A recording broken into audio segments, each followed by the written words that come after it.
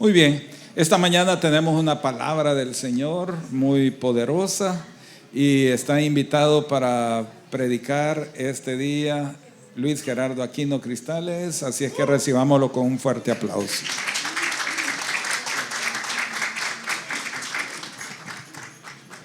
Dios les bendiga, hermanos. Qué alegría poder estar esta mañana aquí en la casa del Señor. ¿Cuántos dicen amén? Dígale a alguien: Dios quiere hablar a tu vida esta mañana. Amén. ¿Y cuántos quieren escucharlo a Él? ¿Quiénes somos en ITC, hermanos? Ayúdenme a repetir. Somos llenos de la palabra y del Espíritu. Somos bendecidos y sanos en todas las áreas, activos en la oración y el evangelismo, y somos transformadores de transformadores. Amén. En un minuto póngase de pie y salude a alguien y dígale: bienvenido, transformador de transformadores. Eso es, abrace a alguien.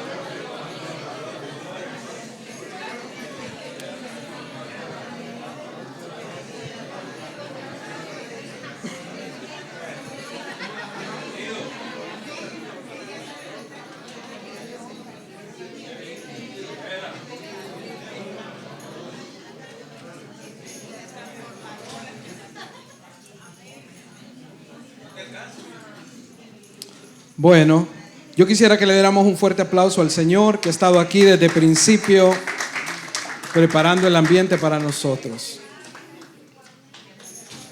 ¿Alguien sabe cómo se ha llamado el tema de agosto y septiembre? ¿Alguien lo tiene en mente? Temporada de buenas noticias. ¿Cuántos han recibido buenas noticias en estos días? Y para los que no las han recibido, no se ha acabado el mes ni la temporada, así que tiene que tener expectativa que Dios le va a sorprender con buenas noticias. Una de las noticias más especiales, más grandes que hemos recibido es que no solo hemos sido salvados, no solamente hemos sido bendecidos, sino que también hemos sido llamados para algo que es más grande que nosotros, y ese es el trabajo que el Señor tiene para cada uno de nosotros en el reino de Dios. ¿Cuántos lo creen, hermanos? Y entonces vamos a ver qué dice segunda de Timoteo 1:9. Dice así: Dios, lo lee conmigo, Dios nos salvó y nos eligió para que le sirviéramos, no por lo que nosotros hayamos hecho, sino porque así lo decidió y porque desde antes de que el mundo existiera, Él pensó darnos su amor por medio de Cristo Jesús. Vamos a orar. Señor, te damos gracias esta mañana por tu presencia en este lugar. Gracias por tu gran favor, Señor, tu gracia, tu amor. Gracias, Señor, por la palabra profética. Gracias, Señor, por todas las expresiones del poder de tu Espíritu en medio de nosotros. Gracias por la obra también hermosa que estás haciendo en cada persona aquí, en cada familia, y por los planes que tienes para adelante para nosotros. Te pedimos que esta palabra hable a nuestro corazón. Te pido que uses mi vida para comunicar tus pensamientos esta mañana, y que, Señor, cada uno salgamos bendecidos de este lugar. En el nombre de Jesús. Amén. He resaltado ahí intencionalmente algunas palabras. Por ejemplo, que Dios nos salvó y nos eligió para que le sirviéramos. ¿Cuántos se emocionan por eso, hermanos? Porque tenemos un propósito de vida, tenemos un llamado, y es servir al Señor. Algunos aquí tienen años de servir al Señor.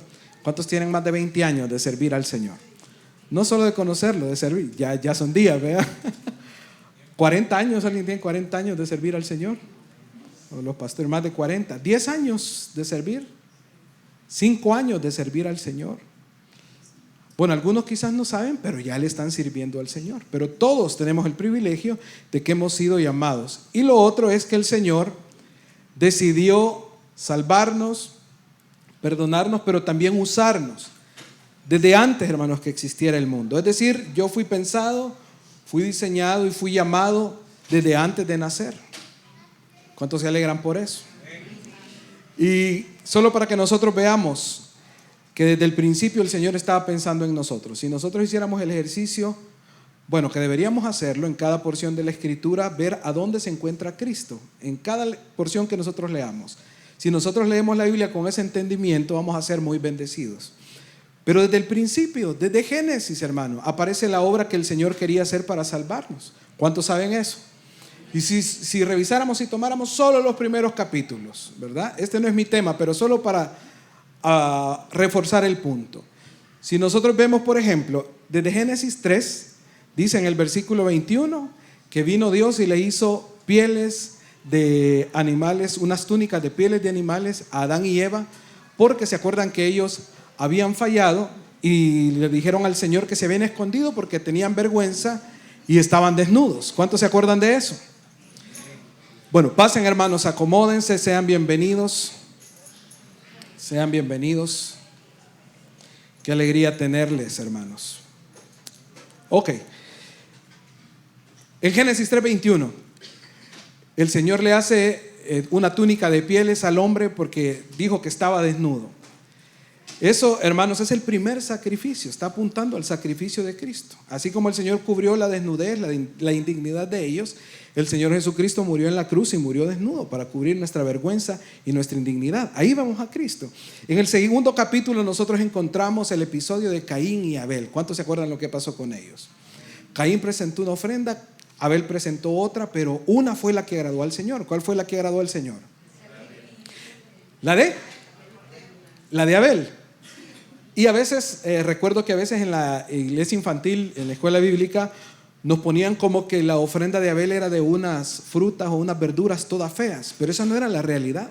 Eran buenas frutas, eran buen producto de la tierra. Pero ¿por qué el Señor no la aceptó y sí aceptó la de Abel?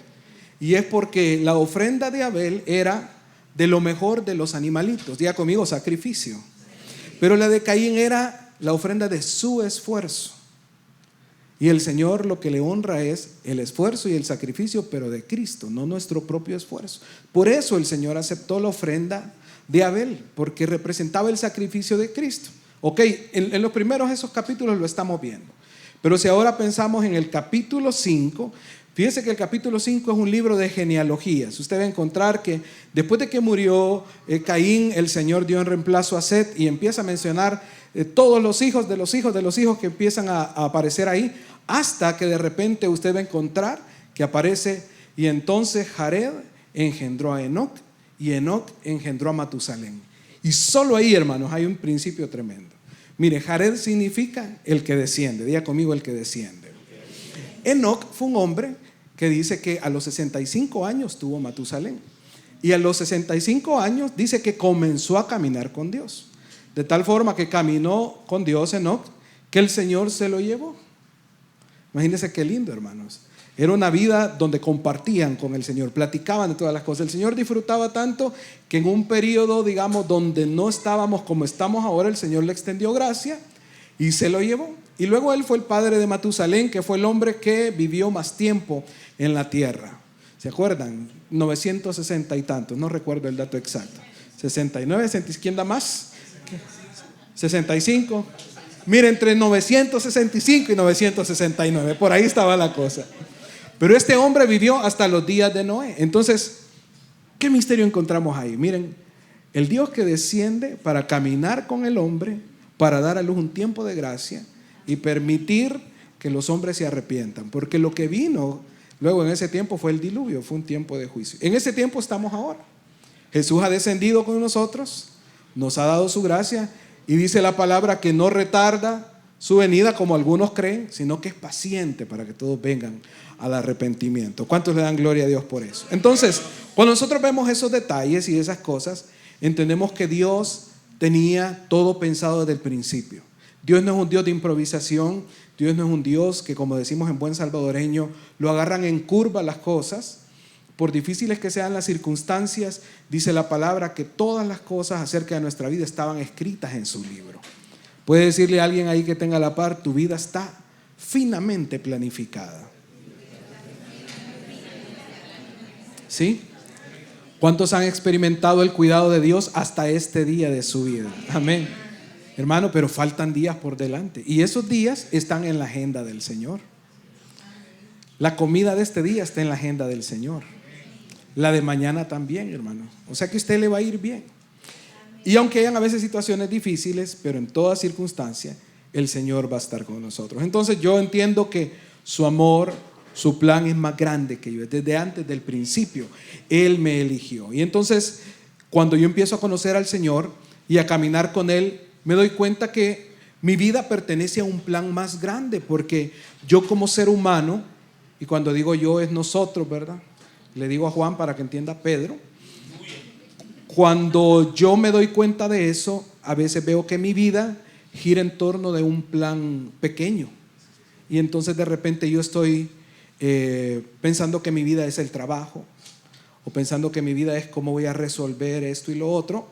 Pero cuando yo entiendo el plan de Dios, entonces yo me entiendo a mí mismo dentro de un plan más grande, algo que me trasciende. Y hay una película que me recordaba un poquito de esto, que se llama The Truman Show. No sé cuántos la han visto. Es una película de Jim Carrey.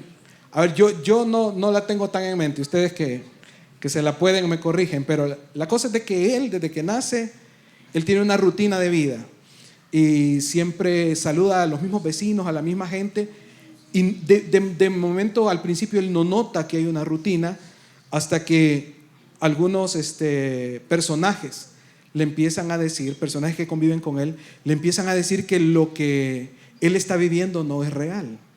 Entonces así avanza la película, bueno, medio se la voy a spoilear, de todas formas es vieja. Pero sucede que este Truman realmente no está viviendo una vida real, sino que él es parte de un reality show que sale para todo el mundo, y el show es acerca de su vida. Toda la gente que lo rodea son actores. Hasta que él se mete al mar y topa con la pared del set, ¿verdad? Y se da cuenta que ahí termina su realidad y al final de cuentas escapa. Entonces él se da cuenta que su vida pues no era solamente eso, sino que él pertenecía a un gran proyecto televisivo, a un gran show. Ahora, nuestra vida es similar, con la diferencia que el productor de esa película, del programa de televisión, era un hombre malvado. De hecho, estaba viendo un análisis ahí que el productor se llama Christoph, y dice, es una forma de hablar de alguien que no tiene a Cristo, alguien malvado, que lo usaba para la vida de él para entretener a los demás. Pero hermanos, nuestro Dios nos ha incluido en un plan más grande, que es la verdadera realidad a la que Él nos ha llamado, y es un Dios bueno, hermano. Dios no está jugando al azar con nuestra vida, como si lo hacían ahí con el pobre Truman. Se la recomiendo para en la tarde, buena película, ahí para que se desestrese un rato. Pero nuestra vida está siendo manejada por un Dios que es bueno. ¿Cuántos tienen un Dios bueno, hermanos? Recordamos ahí este versículo. Desde antes de crear el mundo, Dios nos eligió por medio de Cristo para que fuéramos solo de Él y viviéramos sin pecado. Dios nos amó tanto que decidió enviar a Jesucristo para adoptarnos como hijos suyos, pues así había pensado hacerlo desde un principio, hermanos. Amén. Creo que tenemos otro versículo por aquí. También hermoso, el que les está mencionando. Tú viste cuando mi cuerpo fue cobrando forma en las profundidades de la tierra. Aún no había vivido un solo día cuando tú ya habías decidido cuánto tiempo viviría. Lo habías anotado en tu libro. Este salmo nos quita la ansiedad, hermanos. ¿Y yo cuándo me voy a morir? ¿Y yo de qué me voy a morir? Hermano, no se preocupe, el Señor lo tiene anotado y usted va a tener una buena vida. ¿Cuántos dicen amén? Bueno, vamos al punto 1 entonces. La salvación, hermanos, es el inicio de nuestra misión. ¿Lo puede repetir conmigo? La salvación es el inicio de mi misión. Es decir, la cruz no es el final, sino es la puerta de entrada para que nosotros comencemos a vivir lo que Dios tiene para nosotros, hermanos. Y una de las cosas que nosotros entendemos es que Él nos ha salvado para que nosotros podamos reflejar su bondad, hermanos. ¿Cuántos han conocido personas que tienen esa característica, que es buena gente, dice las personas? Luego uno se entera que la persona es cristiana y entonces uno dice, con razón, se le nota a esta persona. Lo tremendo es que a veces la gente que no conoce al Señor actúa con más bondad que la que actúan los hijos de Dios, hermanos. Pero nosotros hemos sido salvados para reflejar su bondad. Efesios 2, 8, 10, yo se lo leo. Dice, Dios nos salvó por su amor. Somos creación de Dios. Nos creó por medio de Cristo Jesús para que hagamos el bien. Cuando nosotros entendemos ese bien que hemos recibido, cuando yo acepto y me deleito en la gracia que el Señor ha dado a mi vida, una de las cosas que me va a suceder inevitablemente es que yo voy a querer pasarle a los demás el favor que yo he recibido. Y nosotros vemos, ahora platicábamos con mi amigo Ramón de como nosotros venimos ya de rebotar de varias cosas, ¿verdad? Entonces, más que todo en los ministerios de alabanza hablando, hablábamos de a veces lo severamente que se trata a alguien cuando alguien comete un error. A veces no necesariamente un pecado, sino que un error.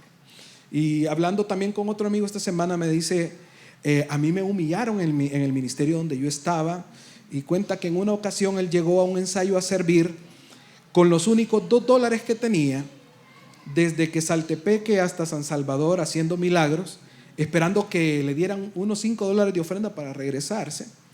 Y dice que le asaltaron y les quitaron unas pertenencias que llevaba. Y así, con ese dolor, fue a servir, llegó tarde y lo humillaron por llegar tarde. Entonces, cuando uno mira ese tipo de reacciones de gente que es muy dura, de gente que no se preocupa por escuchar cómo está el otro, lo primero que usted puede identificar es que esta persona no ha entendido que ella misma ha recibido gracia. Porque cuando tú recibes gracia, cuando tú recibes favor, inevitablemente vas a tratar así a los demás. Porque la lógica es, si Dios tuvo esa misericordia conmigo, si Dios tuvo esa paciencia conmigo, ¿quién soy yo para no tenerla con los demás? ¿Quién soy yo para no extenderla con los demás? Ahora, esa misericordia es más fácil a veces extenderla con la gente de la iglesia, es más fácil extenderla con los hermanos del grupo Renuevo, pero a veces es más difícil extenderla con nuestros hermanos mismos. Es difícil extenderla con nuestros padres, cuando los hijos piensan que los padres les deben, o cuando piensan los hermanos que su gran misión en la vida es compararse con el otro hermano a ver quién hace mejor las cosas. En contexto familiar es más difícil extender la gracia. Hermanos, pero ¿qué tenemos nosotros que no hayamos recibido? ¿Qué se nos ha dado que nosotros realmente mereciéramos? Al contrario, lo que se nos ha dado es lo que nosotros no merecíamos. ¿Cuántos quieren extender gracia a los demás, hermanos? ¿Cuántos quisieran ser esa persona que usted admira que es dulce para tratar a los demás? ¿Cuántos quisieran eso, hermano? Eso se logra sabiéndome yo perdonado, sabiéndome yo que he recibido una gran gracia, sabiendo que Dios me mira con amor. Me recuerdo un comercial de televisión, que alguien hace una buena acción y luego esta persona replica la buena acción, y así hay una cadena, y al final dicen como que las buenas acciones hay que pasarlas. Algo así es el eslogan. Entonces, cuando yo he recibido esa bondad, yo la doy, ¿verdad? Nosotros pasábamos una prueba bien difícil, como dice mi hermano Oscar, con un vigilante que habían puesto aquí. Ya lo quitaron, fíjense, gracias a Dios. Le enviamos oramos al Señor que se moviera y ya lo quitaron. Pero hermano, qué persona más difícil, ¿verdad? Todos los domingos nos veía llegar, y ya recuerdo que como a la 4ª semana que yo vine, me dijo, ¿en qué le puedo servir? Me dice, pero con una actitud ya por fregar. Y ahí el viejo hombre se quiere rebelar, ¿verdad? Pero ¿con qué cara le digo algo feo y después le digo, es que vengo para la iglesia? ¿Cómo hago eso, hermano? Porque yo tengo que extender gracia a la gente que me ama, que es fácil, pero a la gente difícil también. A esa señora de la tienda que es complicada. Cuando yo estaba chiquito había una señora en la tienda que si lo miraba uno en otra tienda lo ultrajaba a uno. Y hay gente que es difícil, hermanos, extenderle misericordia. Pero diga conmigo, si yo he recibido gracia, debo reflejarla, debo darla. Amén. Bueno, Dios nos salvó también para su alabanza, hermanos. Dígale a alguien, vuélvete un alabador de Dios. Isaías 43:21 dice, a este pueblo lo he creado para que me alabe. A Ceci la he creado para que me alabe. A Oscar lo he creado para que me alabe. Y así a cada uno de nosotros. Hermano, vuélvase un alabador de Dios. ¿Cuántos recuerdan cuando, de los que tienen más tiempo de estar aquí, cuando vivíamos allá en una finca nosotros, los Aquinos? ¿Se acuerdan? ¿Alguien fue? Y había una casa que había una casa que no tenía como un diseño tan bien hecho. Había que modificarla porque estábamos esperando a Juan Luis, que iban a hacer. Era nuestro primer nidito con Vilma y estábamos modificándolo. Y en eso circunstancialmente llegó a nuestra vida un hermano que se llama el hermano Wilfredo. Él tenía una cicatriz aquí. Y esto va a creer, le pusieron de apodo el Cuajinais porque tenía una cicatriz aquí. El hermano nunca lo supo, no le vaya a contar. Pero este hermano tenía una característica. Siempre estaba cantando alabanzas. Pero no era solo por cantar, sino que él estaba pintando, estaba raspando las paredes y empezaba a cantar, por ejemplo, ¿qué le digo? El Señor es mi pastor. Y interrumpía el canto y empezaba a orar. Gracias, Señor, porque tú eres mi pastor. Y seguía raspando. Y decía otra frase e interrumpía y oraba y daba gratitud. Ese es de la gente más alabadora que yo conozco. El hermano tenía una vida, un pasado difícil. Él había luchado con muchas adicciones, lo había perdido todo. Sin embargo, nunca cesaba en sus labios la alabanza, hermano. A veces nosotros, cualquier circunstancia nos quita la alabanza de nuestros labios, hermano. Hermano, pero no puede olvidar que usted ha sido creado para la alabanza del Señor. En todo tiempo, en todo momento, siempre hay motivos para alabar a Dios. ¿Cuántos dicen amén a eso, hermano? Amén. Una cosa que nosotros tenemos que no perder y más bien muchos de nosotros recuperar es el asombro. Diga conmigo, wow. Ese asombro por todas las cosas que Dios hace, por las maravillas que Dios hace. Una cosa que yo he estado procurando mucho es cultivar mi asombro. Y a veces, ¿y qué hay de comer? Solo frijoles y queso. Hermano, asómbrese. Usted va a comer y va a comer rico. Es que a veces nosotros pensamos que a saber qué fuéramos. ¿Verdad? Otra de estas personas que iba a trabajar decía, no, se van a dar frijoles. No, yo no como frijoles. No, hermano, hay que ser agradecidos, hay que tener asombro. Hay personas, y no en África, en este país, que comen 2 veces al día. O 1 vez al día. El asombro de cómo nos cuida Dios en el día a día. Estaba cenando con unos hermanos el viernes y cuentan así, para hacerlo súper corto, de cuando tuvieron una situación familiar en la cual, cuando estábamos en el tiempo de pandillas, llegan al negocio de la par a acribillar a todos los que están ahí. Afuera estaba el carro de los dueños, los 2, papá y mamá y el bebé. Salen del carro, dejan al bebé ahí, matan a los padres y la criatura queda huérfana, 2 meses de edad. Ahora, esa no es su realidad, hermano. Asómbrese, porque Dios le ha cuidado. Lo que pasa es que nosotros damos por sentada muchas cosas, pero todos los días hay motivos para asombrarse.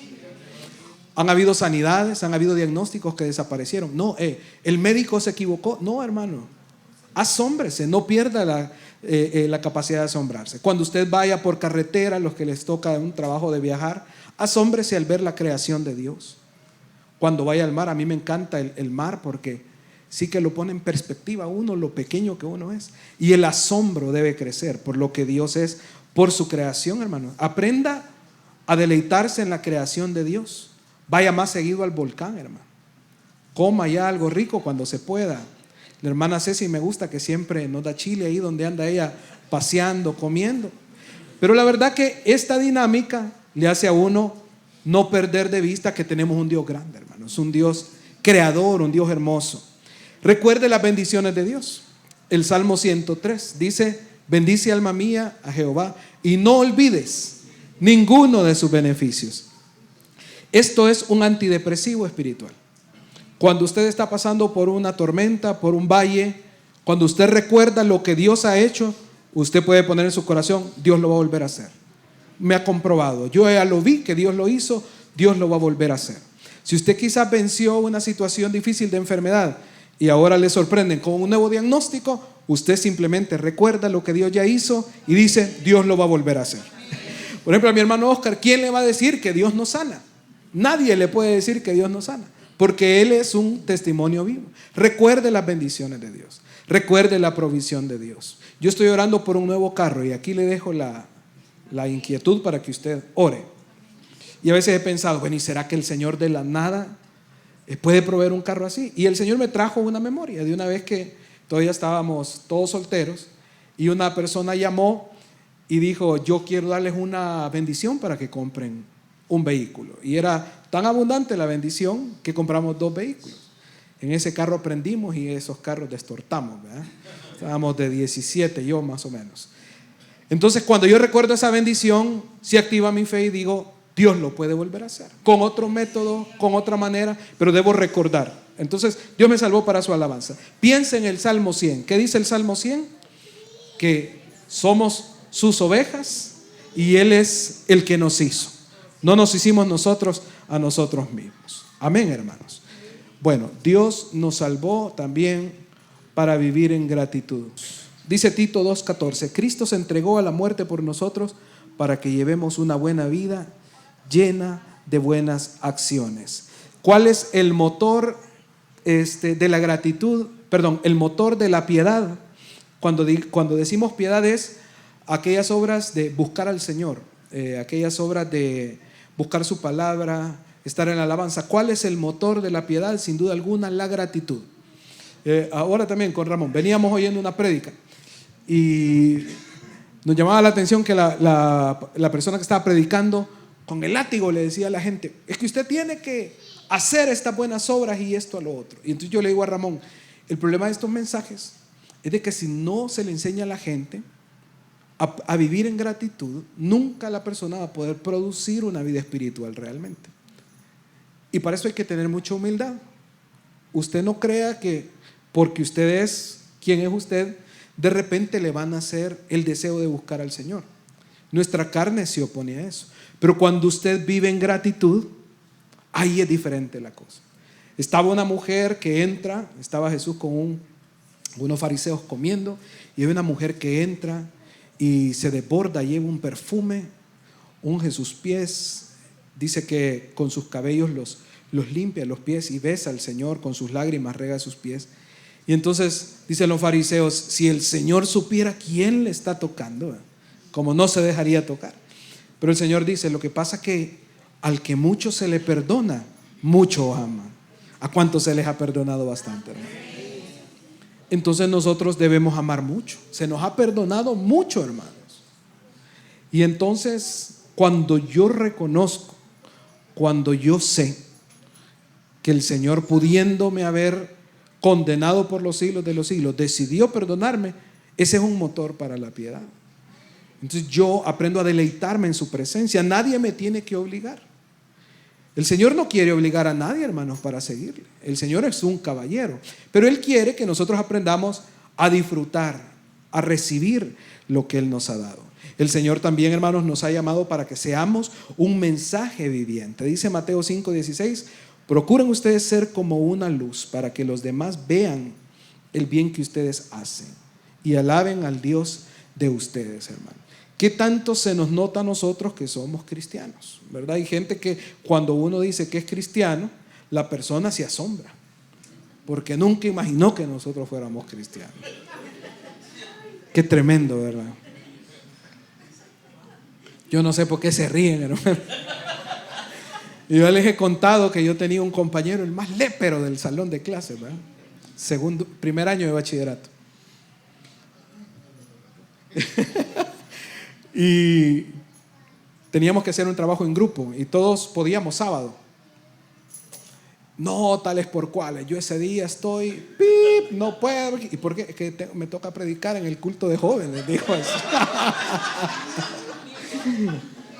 Entonces, esa no puede ser nuestra experiencia, ¿sí? Esa no debe ser nuestra naturaleza. Debemos, como decía alguien, predicar en todo tiempo y hablar cuando sea necesario. O sea, que se note.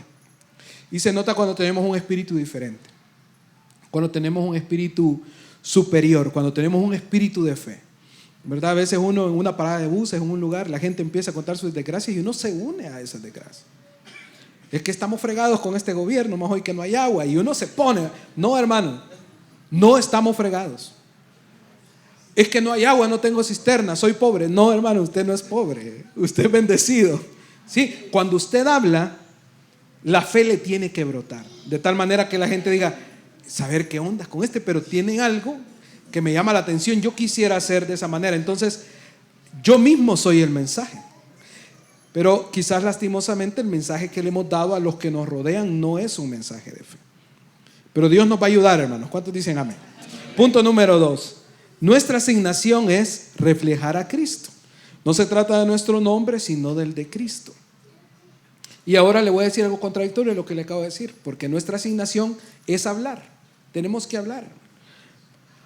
Pero tenemos que ser más de lo que hablamos, pero sí nuestra asignación es hablar. Jeremías 1:5 dice, yo te elegí. Antes que nacieras te aparté para que hablaras en mi nombre a todas las naciones del mundo. Jeremías No se sentía apto, se sentía muy joven, se sentía que le hacía falta kilometraje, sentía que había gente que no lo iba a tomar en serio, pero el Señor le dice, yo te elegí. Puede decirle a alguien que tenga la par, el Señor te dice, yo te elegí. No, dígaselo con fe a su hermano. El Señor te dice, yo te elegí. Yo quiero que lo vuelvan a repetir, pero ahora diga así, el Señor me dice, yo te elegí. Miren, hermanos, todos los que estamos aquí, y esto es para todos, para los que nunca se han parado en un púlpito ni nunca han compartido nada, pero un mensaje del enemigo a su mente siempre va a ser que usted, ¿cómo lo va a usar usted, a Dios a usted? Y le va a poner todas las cosas por las cuales usted estaría descalificado. ¿Y sabe qué? Puede ser que el enemigo tenga razón, que hayan cosas que nos descalifiquen. Pero cuando yo entiendo que Dios me dice, yo te elegí, yo debo de descansar en la sabiduría de Dios. Porque Dios se glorifica con aquel que no tiene mayores posibilidades. Esa es la historia de todos los que le servimos al Señor, hermano. No, nunca ve a alguien que sirve al Señor como una persona que nació como con una perfección que usted no tiene. No, hermanos, todos somos seres humanos. Es la misma sangre que nos ha cubierto a todos. Incluso la persona más perfecta, más santa que usted vea, necesita de la redención de Dios. No le alcanza sus propias capacidades. Entonces, hermanos, cuando sabemos que Dios nos eligió, podemos entonces caminar como misioneros a tiempo completo. No solo los que están en el África jugándose la vida. Usted va a encontrar videos como esos en las redes sociales, cristianos que los están quemando, y ciertamente esa gente tiene un valor especial, pero para que usted descanse, no a todos Dios nos ha llamado a eso. A otros nos ha llamado a ser misioneros en nuestra familia, en nuestro trabajo. Entonces hay que hablar, hermanos, y hay que hablar palabras de nuestro testimonio. No llegar a hablarle religiosamente a la gente. Cuéntele a las personas lo que Dios ha hecho. No deje pasar un día sin compartir. ¿Qué, hermanos? Ajá. Yo le voy a decir el enunciado y usted rellene la palabra. No deje pasar un día sin compartir con alguien más. ¿Qué? Ok, esa es una manera de verlo, pero yo escribí aquí. No deje pasar un día sin compartir su gozo con alguien más. Porque ser salvo a usted le tiene que llenar de gozo. ¿Cuántos dicen amén a eso, hermano? Es que, hermano, no hay mejor cosa que nos pudiera haber pasado. A usted le pudieran haber regalado ahorita un jet privado y usted ni manejarlo, ¿verdad? Pero puede usted haber recibido un bien, algo, una casa, y también le regalaron un rancho en la playa de primera línea. Pero lo que usted ha recibido le produce un gozo más grande que cualquier cosa. Es poder estar con el Señor y poder haber sido llamados en su obra. Entonces, el cristiano tiene que aprender a vivir alegre. ¿Se acuerdan en el Salmo 51 que David había perdido el gozo? Y lo había perdido no por la consecuencia que estaba pasando de su pecado, sino que desde que decidió pecar, se nota que había perdido el gozo porque buscó otro gozo. El cristiano que tiene gozo no anda buscando otra alegría pasajera. Su gozo es la presencia de Dios, y eso hay que aprender a cultivarlo. Y David le dice, Señor, devuélveme el gozo de tu salvación. Pero la vida cristiana, amados hermanos, es para disfrutarla. La vida cristiana es para reposar en ella. Por eso debemos compartir nuestro gozo con alguien más. Por eso no puse las buenas noticias, porque a veces, cuando le digo aquí, no deje pasar un día sin compartir su gozo, que la gente lo vea contento, que la gente lo vea alegre, porque hay como un pozo que rebosa alegría por lo que Dios ha hecho. Hable y sea real, no religioso. Seguimos adelante. Tu asignación es parecerte a Cristo. Y parecernos a Cristo se logra muchas veces pasando por las pruebas. Romanos 8:28 dice que al 30, resumido, que Dios decidió de antemano que los que le aman sean semejantes a su Hijo. Pero dice que a ellos que los escogió para eso, todas las cosas les ayudan a bien. Es decir, lo que Pablo está diciendo es, a todos ustedes que los he escogido para que sean semejantes a mi Hijo, a todos a ustedes que los he escogido para que hagan mi obra, no tengan duda que les van a tocar cosas difíciles en la vida. ¿A cuántos les han tocado cosas difíciles en la vida? ¿Sí? Aquí yo creo que nos amanecemos, ¿verdad? Si nos ponemos a contar los sufrimientos de cada uno. Hermano, una perspectiva linda es aprender a gozarse por eso. ¿Por qué? Porque no hay otra forma de conocer más al Señor que pasando por las pruebas. Le aseguro que después de un proceso usted no es la misma persona. Usted ha madurado, usted ha ganado horas de vuelo, tiene experiencia, conoce al Señor, aprendió a orar, aprendió a depender, aprendió a no dejarse ir, aprendió a no ser emocional, aprendió a no funcionar según sus propias ideas. Usted conoció al Señor. Si pasó por enfermedad, usted vio cómo Dios le sanó. Entonces vemos, Dios no orquesta el mal que pasa, Dios no decide el mal que no sucede, pero tiene una forma maravillosa de que todas esas cosas hace que ayuden para nuestro bien, para nuestro crecimiento, para nuestra bendición, para que nosotros aprendamos algo. Ese es nuestro Dios, hermano, que transforma las desgracias en grandes bendiciones. Entonces esa es la bondad de las pruebas. Nuestra asignación, hermanos, es el servicio. Gálatas 1, 15, 16 dice: desde antes de que yo naciera, Dios me eligió, me llamó para servirle. Además, me mostró quién era su Hijo, para que yo anunciara a todo el mundo la buena noticia acerca de Él. Este es el apóstol Pablo, ¿verdad? Diciéndole esto a los Gálatas. ¿Se acuerdan ustedes que era un hombre en su razonamiento, según él, haciendo las cosas como se tenían que hacer? Mataba a cristianos, perseguía a cristianos. Bueno, a Esteban estaba él a los pies de Saulo, él estaba ahí. Pero Dios transforma su vida, cambia su asignación y usa toda esa fuerza que tenía Saulo para convertirlo en el apóstol Pablo. Y él está diciendo aquí. Ahora uno mira a Pablo así, enorme, ¿verdad? Un servidor de Dios, grandote. Y la pregunta para nosotros es: ¿pero yo en qué puedo servir? Y la respuesta es, hermano, en lo que se requiera. Si usted es un siervo de Dios, usted debe servir en lo que se requiera. A veces es un punto para confrontar a los músicos o los del ministerio de alabanza, ¿verdad? Se usa mucho, pero en amor. Porque a veces los músicos piensan que ellos, su llamado es la música, ¿verdad? Y nunca se quitan el instrumento de encima. O alguien, ¿verdad? Recuerdo en otras congregaciones, es que él es diácono y él no puede servir en otra cosa más porque es diácono. Pero los siervos de Dios sirven en lo que sea requerido que sirvan, hermano. En todas las cosas que sea necesario que sirvan. Sí, hermano, pero yo he ido al seminario, me he preparado para predicar. Sí, pero esta semana le va a tocar en el parqueo. Sirva, hermano. Pero en esta oportunidad usted le va a tocar en el ministerio de cafetín, que yo anhelo que tengamos un local para que haya un ministerio de cafetín. Es que me parece que es uno de los ministerios más bonitos que hay en la iglesia. Cuando todas las hermanas están dando duro por ver cuál es la receta que... Pero cuando comen los hermanos y preparan los alimentos, me parece una cosa hermosa. Yo le pido al Señor un local para que tengamos el ministerio de cafetín. ¿Cuántos se anotan para el ministerio de cafetín? No se oyen los amenes, ¿verdad? Pero la cosa es servir en lo que le sea requerido, hermanos.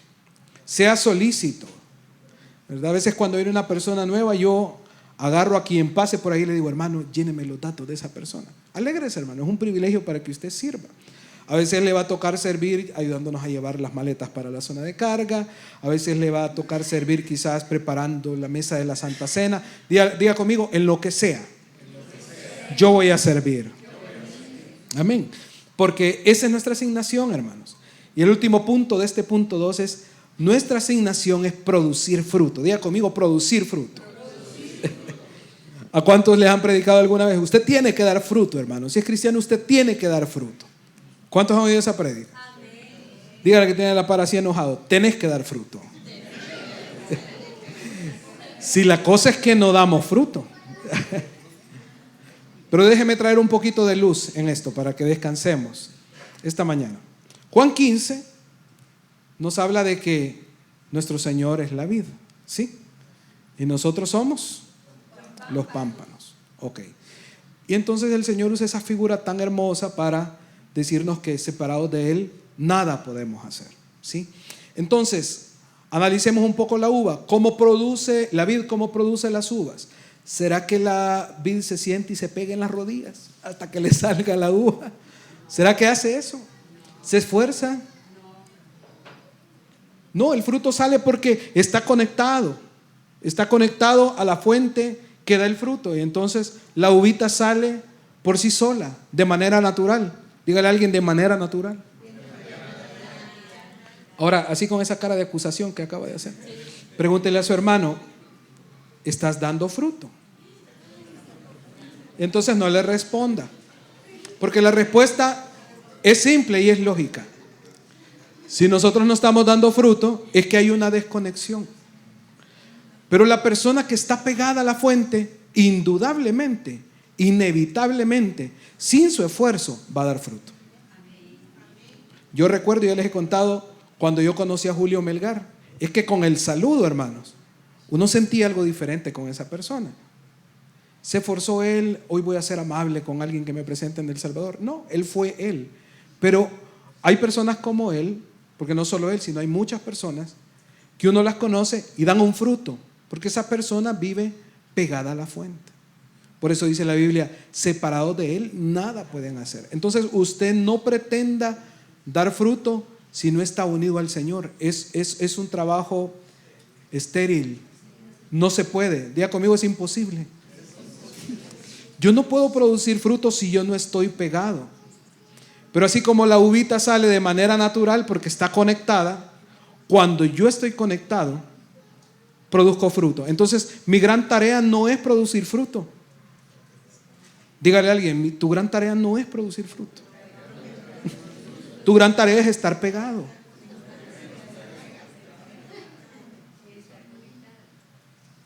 Salmo 1, ¿verdad? Fíjense que hace poco,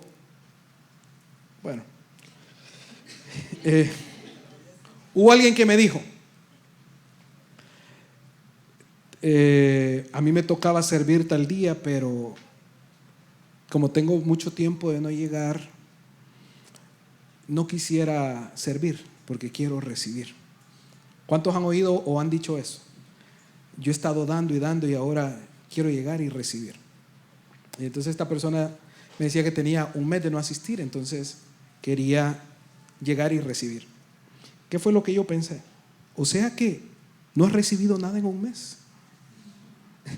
O sea que me estás diciendo que vas a llegar el domingo a recibir, pero has tenido lunes, martes, miércoles, jueves, viernes, sábado, domingo y otra vez lunes, martes, miércoles. Entonces alguien que está pegado está listo para servir en todo momento.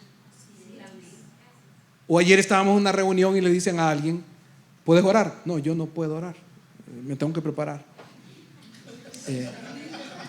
Pudieras compartir yo ahí lancé, por cierto, lancé a Aldo y a Sonia para que nos compartieran la palabra en el renuevo y lo hicieron maravillosamente. Pero nuestra tendencia es, quisiera que compartieras. Y nos entra una aflicción, hermano, porque dice uno, me tengo que preparar. Vaya, si yo les dijera a alguno de ustedes, necesito un predicador para ir a los locos por Jesús hoy en la tarde, a predicar 1 hora. Esos brothers, hermano, ahorita ya comenzaron y van hasta las 9 de la noche. Ahí el tiempo no es problema. Pero nos preocupamos porque pensamos eso, es que me tengo que preparar. Hermanos, cuando usted está conectado, usted está preparado. ¿Y de qué va a hablar? De lo que el Señor le está hablando a usted, hermano. Para los ministros que estamos aquí, debemos de aprender a cultivar el ministrar desde el rebalse. No hacer una oración, Señor, no me vayas a fulminar ahorita que estoy predicando. Eso es no entender la vida cristiana y no disfrutarla. Pero cuando yo todos los días me lleno, yo ministro desde el rebalse. Mi copa rebosa. Y ya no me tengo yo que preocupar por qué voy a decir y cómo lo voy a decir. Lo que usted diga, a alguien le va a ser de bendición, porque usted ministra desde esa llanura. Amén. Punto 3, que es el último, ya me comió el tiempo, así que lo voy a decir rapidito. Este es un plan que no depende de nuestra capacidad. El llamamiento santo no se sostiene en nuestros talentos, sino en la gracia de Dios. Gloria a Dios por sus talentos, hermano. Yo mucho tiempo confié en mi talento, hasta que en el 2021 pasé por la situación que mi papá contó la semana pasada. ¿Se acuerdan que dijo que yo me quedé sin voz? Y yo dije, vaya, se fue el talento. O sea que Dios lo puede tomar. Y entonces, ¿qué hago cuando se va aquello que yo pienso que es lo que me da un valor? Dios no depende de nuestros talentos para usarnos. Nosotros debemos depender, sino depender de la gracia de Dios. Aprendí otras formas como yo podía servir. Aproveché de capacitar más, lanzar a los hermanos que estaban en el ministerio y salió adelante la iglesia, hasta mejor, sin mí. Entonces, no debemos de depender de nuestros talentos. Dios es siempre el dueño y merecedor de toda la gloria. ¿Cuántos dicen amén a eso? Avanzamos. Él se lleva toda la gloria, hermanos. Dios no espera que usted sea perfecto. Entonces, usted tampoco lo espere. Usted tampoco espere ser perfecto. Dígale a alguien, empieza a servir ahora. Inicia a servir ahora. Fíjense que habían unos hermanos aquí en la iglesia que estaban desarrollando un proyecto misionero en África. Fueron a un viaje misionero, la iglesia los apoyó, y una de las cosas que nos venían testificando nos impresionó que la gente allá, que son los ministros que predican la palabra, saben bien poco de la Biblia. 5 historias de la Biblia, y con eso predican. Y saben eso porque no tienen acceso a materiales. Pero esas 5 historias de la Biblia que se saben, con esas el Señor sana, con esas el Señor hace milagros, con esas el Señor levanta. ¿Cuántos saben más de 5 historias de la Biblia? Usted se va a dar cuenta que usted está más que preparado que mucha gente. Entonces, no espere a ser perfecto. Dios no lo espera, así que usted no lo espere.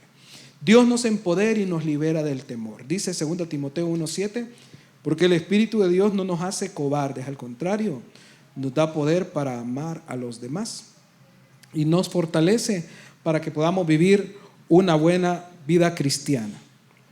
Y el último, hermano, Dios nos ha dado su santo y poderoso Espíritu. Dice Zacarías 4:6, no será por la fuerza ni por ningún poder, sino por mi Espíritu, dice el Dios Todopoderoso. Así decía la canción que cantamos ahora. Diga conmigo, no es con fuerza ni poder, sino con su Santo Espíritu. Quiero cerrar, hermanos. En el 2011 nosotros recibimos un entrenamiento ministerial y cuando nos estaban enseñando a evangelismo, nos enseñaron un principio que dice: el éxito al testificar consiste en tomar la iniciativa para compartir de Cristo en el poder del Espíritu Santo, dejándole los resultados a Dios. ¿Cuántos lo quieren repetir? Diga conmigo, el éxito al testificar consiste en tomar la iniciativa en el poder del Espíritu Santo, dejándole los resultados a Dios. Me comí algo. Repitámoslo otra vez, es cierto. El éxito al testificar consiste en tomar la iniciativa, es cierto, para compartir de Cristo en el poder del Espíritu Santo, dejándole los resultados a Dios. Conclusión, hermanos, necesitamos compartir el Evangelio, las buenas nuevas. Desde agosto nosotros estamos marcando intencionalmente que vamos a un nuevo tiempo. Dios nos ha hablado que vamos a crecer, hermanos. Todo aquel que venga de otra iglesia lo vamos a recibir y lo vamos a amar. Pero queremos que el Señor traiga personas que no le conocen, que aquí conozcan al Señor, que le reciban. ¿Quiénes van a hacer eso, hermanos? Hermanos, no me decepcionen. ¿Quiénes van a hacer eso, hermanos? Yo diga así con fe, yo. El éxito al testificar consiste en tomar la iniciativa. Agarre su teléfono ahorita, busque un contacto que no sea cristiano y mándele un mensaje. Cesarito, ayúdame. Alguien, hermanos, un familiar, tome su teléfono ahorita, hermano. No me vaya a enojar. No, mentira. Busque a alguien y sin ser religioso dígale: sentí mandarte un mensaje porque me obligó el pastor. No. Quiero decirte que Dios te bendiga, estoy orando por ti. Algo sencillo. Tome la iniciativa, hermano. Porque ese gozo, esa gracia que usted ha recibido, como dice el comercial, hay que pasarlo, hay que compartirlo. Ahora, yo tomo la iniciativa para compartir de Cristo. ¿En mi fuerza? No. En el poder del Espíritu Santo. ¿Cuántos tienen el Espíritu Santo aquí, hermano? Y entonces yo descanso en que los resultados son de Dios. Él va a hacer la obra. No lo voy a convencer yo. No va a ser mi elocuencia. No va a ser mi facilidad de palabra. El Señor tiene los resultados. Amén. Póngase de pie, hermano, adoremos al Señor. En lo que manda el mensaje, hermanos, algo sencillo. Estaba pensando en ti esta mañana. Estoy orando por ti, que Dios te bendiga. Esos tipos de mensajes conllevan a un café, a una llamada, a una comida. Sepa que son intervenciones divinas del Señor, proveyendo espacios. Padre, gracias. Gracias por tu presencia en este lugar. Gracias, Señor, porque tú no solo nos has salvado, sino nos has llamado a un plan que es más grande que nosotros, Señor. Trasciende nuestra capacidad, nuestro pensamiento, nuestra capacidad. Señor, este llamado es poderoso, Señor.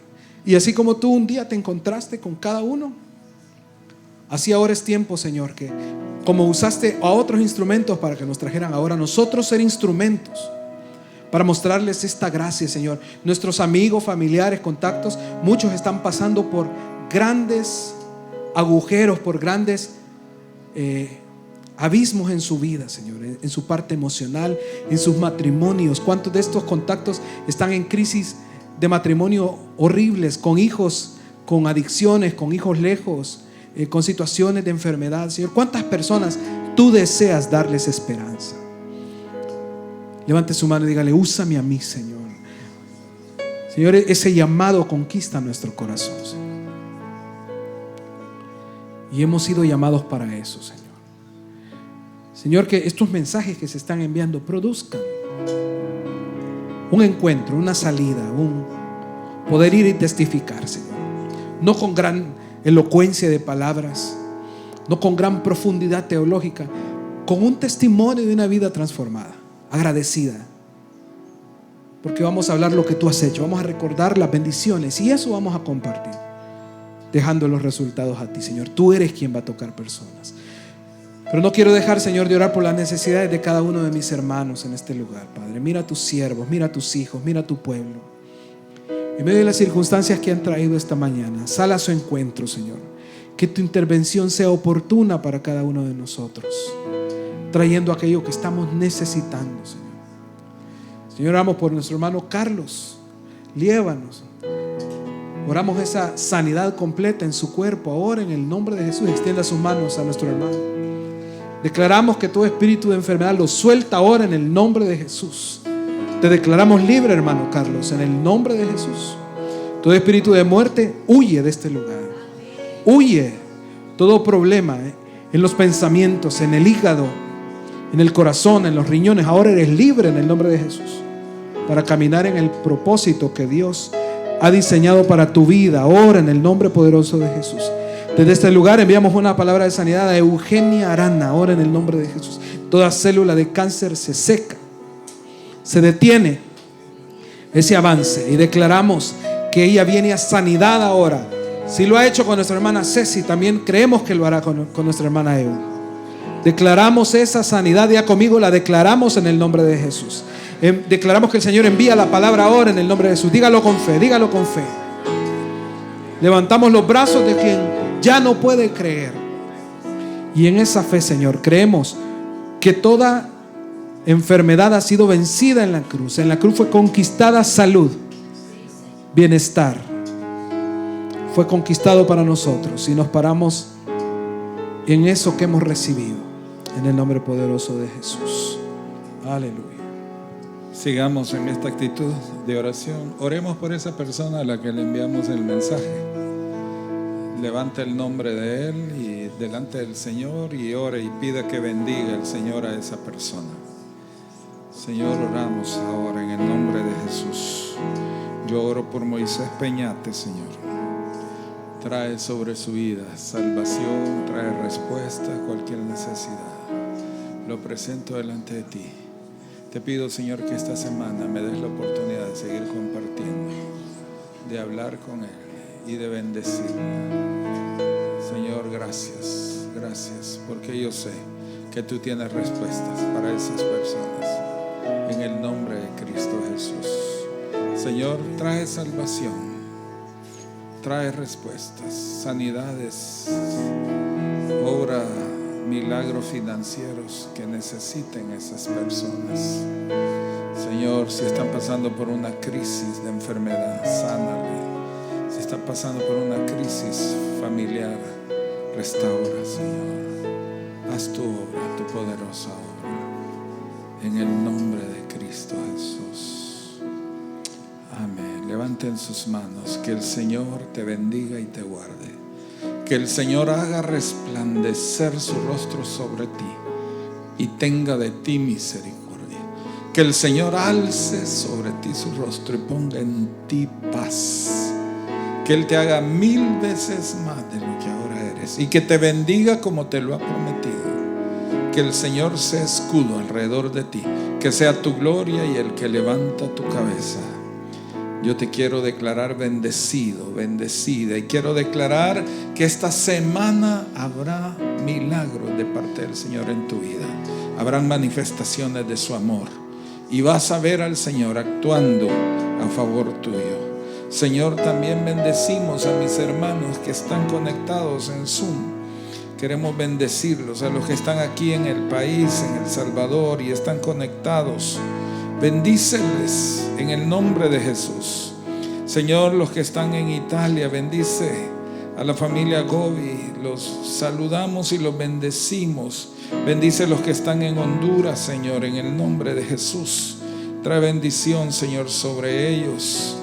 En el nombre de Jesús, acuérdate de sus necesidades y acuérdate de sus peticiones. Señor, bendíceles en el nombre de Jesús. Gracias, Señor, gracias por mis hermanos. Declaro una semana de respuestas y del favor tuyo. En el nombre del Padre, del Hijo y del Espíritu Santo. Amén y amén. Dios les bendiga, hermanos. Abrace y saluda al que tiene la paz.